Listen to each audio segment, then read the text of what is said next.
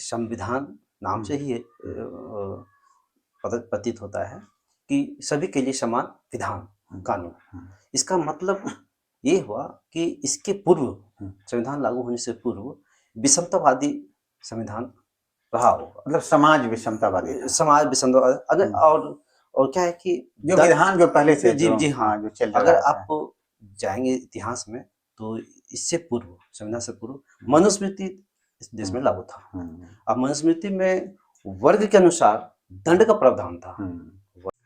नमस्कार, मैं हूं सूरज और जैसा कि आप जानते हैं भारत एक लोकतांत्रिक देश है और भारत का संविधान पूरी दुनिया में विख्यात है। और भारत के संविधान के प्रति लोग बहुत ही प्रखरता के साथ खड़े हैं। एक जो शोषित आबादी रही है भारत की, दलितों की, पिछड़ों की, आदिवासियों की, तो ये इनको एक बहुत ही रक्षण मिला है भारत के संविधान से। भारत के संविधान से सभी को रक्षण मिला है, लेकिन जो हाशिए पर रहे हैं तो उनको बहुत मौका मिला संविधान के तहत। तो इसी बात को लेकर मेरे मन में हमेशा से ये बात रही थी कि ऐसे लोगों से बातचीत करें जिससे संविधान के प्रति, संवैधानिक मान्यताओं के प्रति गहरा लगाव है। लगाव तो पूरे भारत में सबको है, लेकिन जिन्हें ज्यादा फायदा मिला है संविधान से, संविधान की वजह से वो आगे आए हैं, और जो कभी नहीं मिला वो संविधान के द्वारा मिला है। तो आज इस विषय पर बातचीत करेंगे। हमारे साथ मनोज कुमार दिवाकर जी हैं और बहुत ही प्रखरता से लिखते भी रहे हैं और हमेशा सोशल मीडिया पर बहुत एक्टिव है और पानसेब की गतिविधियों में भी ये हमेशा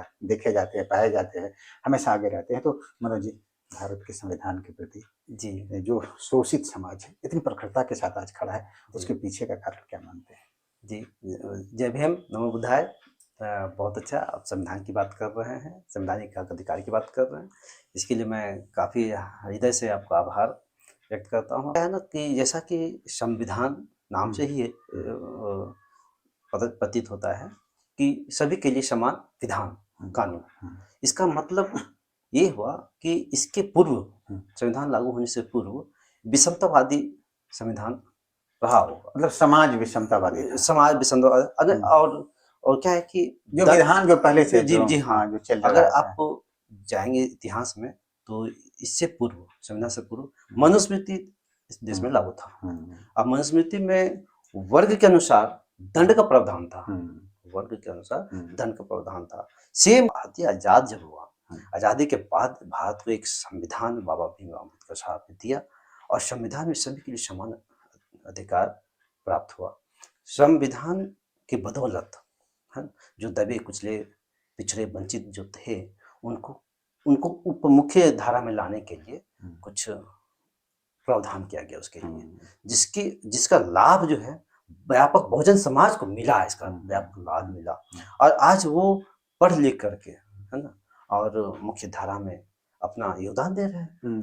मतलब एक तरह से कहे तो एक संवैधानिक क्रांति है। जी बिल्कुल बिल्कुल, संवैधानिक क्रांति है। जो समाज जो कहें कि जैसे मान लेते इस तरह से था, एक समाज नीचे है और एक समाज ऊपर है जी। तो अब ये बराबरी पर आया जी, बराबरी पर आया। अब यहाँ से कोई भी समाज जब बराबरी पर नहीं होता है तो वहाँ असंतुलन होता है और पूरे समाज राष्ट्र के लिए वो उचित नहीं माना जा सकता। बिल्कुल बिल्कुल बिल्कुल। और अभी क्या है कि देखिए, जिसने गैर बराबरी व्यवस्था बनाई उसका मकसद ये है इस व्यवस्था को कायम रखना, इस व्यवस्था को कायम रखना।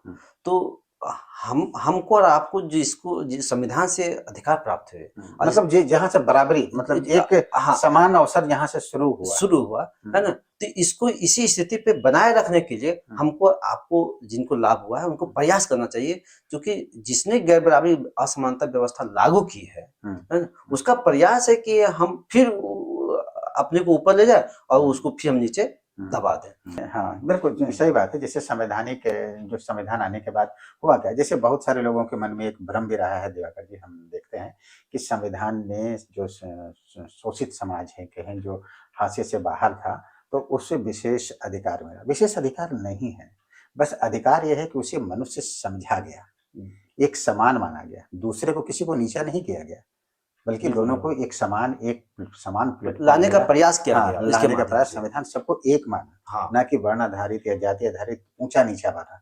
ये भारत में एक अपने आप में एक तरह की बड़ी क्रांति है, संवैधानिक क्रांति है। और इस संविधान ने एक समान अवसर दिए। कुछ एक मामलों में कह सकते हैं कि रिजर्वेशन का जो प्रावधान था, तो उससे क्या हुआ कि उसे संरक्षण मिल गया।